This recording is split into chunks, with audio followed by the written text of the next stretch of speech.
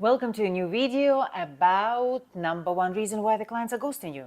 You texting them, emailing, voice noting, sometimes even video noting them, and they are dead. So who is responsible for this? In this video, you're going to get an answer on that question. And of course, me, Olga Sinenko, real estate sales trainer with my own sales experience for 10 years in Dubai. I'm here for you. So please don't forget to subscribe and like so you're not going to miss a new training video with me. So now my favorite topic is a sales resistance, guys. The concept number 2 is a sales resistance. Have you ever heard about the term of sales resistance? Yeah? Have you ever felt resisting yourself, resisting to the salesperson? Yeah? Have you ever felt that your client is resisting to you?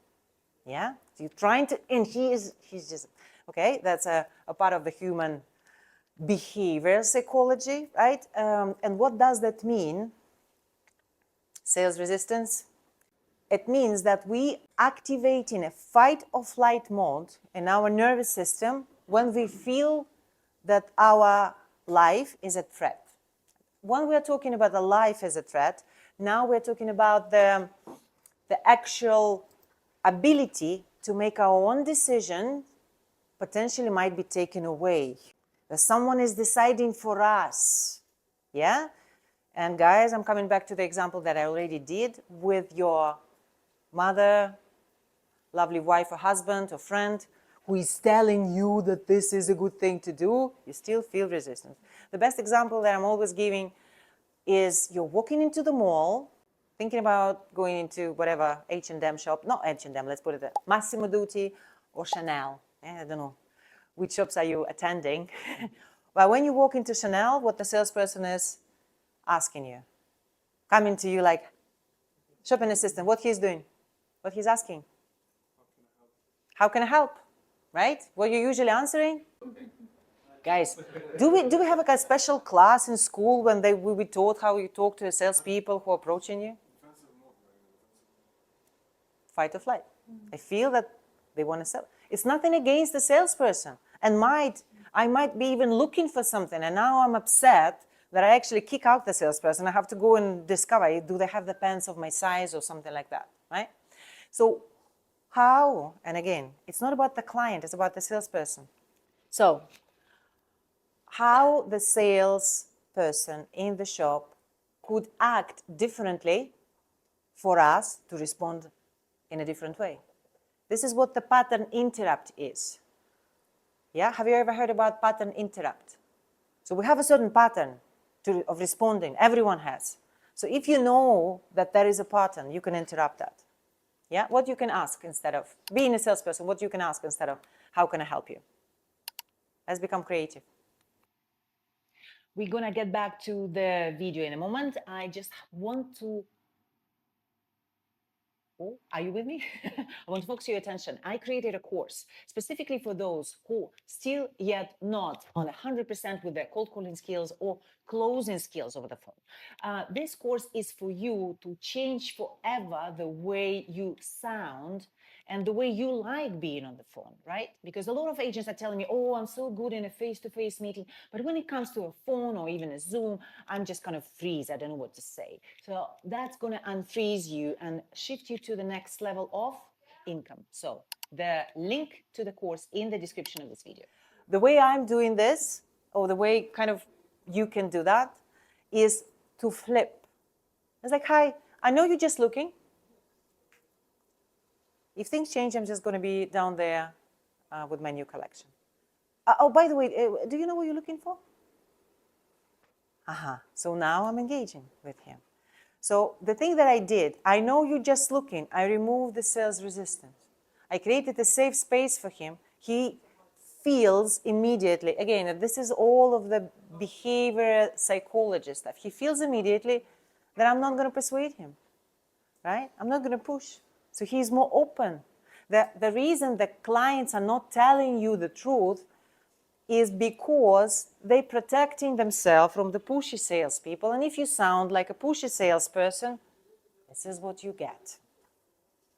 So whose problem is this? Yeah, the clients or a salespeople? And if you're going to be sounding exactly the same, asking exactly the same questions and everyone else, nothing can help us. We're going to be having the same exact responses, right? That's why not everyone is Olympic champion. And that's why Cristiano Ronaldo, even though he's one of the best footballers in the world, how many coaches does he have now? How many hours a day he practices? Yeah, but why would he practice? He's already the best football player. This is all the salespeople are doing. Okay, let's get this, script. Let's get this training, and then I'm going to become a best salesperson. Will it be? So the first thing that you have to do is to remove the sales resistance. Sometimes when the people are shouting in you, right, or being upset with you, there is only two ways I'm doing it, and it's so easy because you can clearly memorize it, almost the same. If someone is, Olga, something, yeah? Oh, I'm so sorry, didn't mean to upset you. I'm so sorry, didn't mean to upset you. Listen to my tone. My tone is like, oh, I'm so sorry, I'm upsetting you, I'm so sorry. Nah. I'm so sorry, didn't mean to upset you. What the other person going to say? Oh, I'm not upset. True? Or I can say, depending on what the communication and level of interaction is, or they can say, I'm so sorry, didn't mean to confuse you. Well, I'm not confused. Okay, then we can continue, right? If the person is telling you, just send me some options, which is going to be happening most of the times, right? The best, there are two ways of going around it. The best way is, instead of, no, but if I can send you the options, blah, blah. In the beginning we're saying, we're kind of diffusing it. Yeah, well, I'm very open to send you the right option, but for me to even being able to kind of put the right information together, I will need to know a little bit more about what you're looking for. Like, for example, you start asking the questions. I'm more than open to send you the option. Yeah? There is no problem for me to do that for you. And then you start asking the questions. Yeah? If the person is keep pushing back, you can say something like this. I hope you understand that it's not like we only have 1 or 2 projects available. We have around 150 different projects in Dubai only in our database. So for me, even to send you something which is going to be relevant, I will need to know a little bit more. Because I believe you already have a lot of PDF files in your WhatsApp, right? Sent by other agent. Yeah? And some of them are really useful. And some of them are useless. And you're going to say yes. Yeah? So for me, just to get you what exactly going to match your requirements, would you be open just for a couple of questions? It makes sense for him because people are doing things which are useful for them, not for you. Yeah? If you say, I need to know this and that, is again not relevant for him because you need to know that. And the other way of saying it is the same pushback is happening.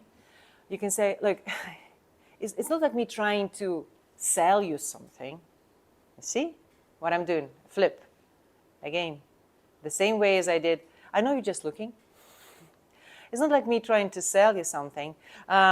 It's more about understanding what we have here in Dubai in the project, which on the high demand will be even a right option for you. Yeah, because you might not even need me or the project. Does that make sense? So will you be open to just answer a couple of questions so you can have the best project in your email box? Yeah. See, he's pushing me. Who is into what is it, like MMA fights, right? Or maybe Taekwondo. I was like afraid to use the wrong terms. So the fights which are using the power and the force of your opponent to go and kill you. It's like, oh yeah, of course. It's not like I'm trying to sell you anything. His sales resistance goes down. Guys, that is useless to keep pushing if he's resistant to you. Whatever you're going to be pitching, he's going to be deaf, right? Because he's going to just keep digging deeper his heels in the sand, coming up with some objections or reason why not. It's exactly what you are doing when you are friend is telling you, you have to do this. You're coming up, listening to him and just coming up, well, I'm going to say next to explain why I shouldn't. Yeah? Any questions about this concept?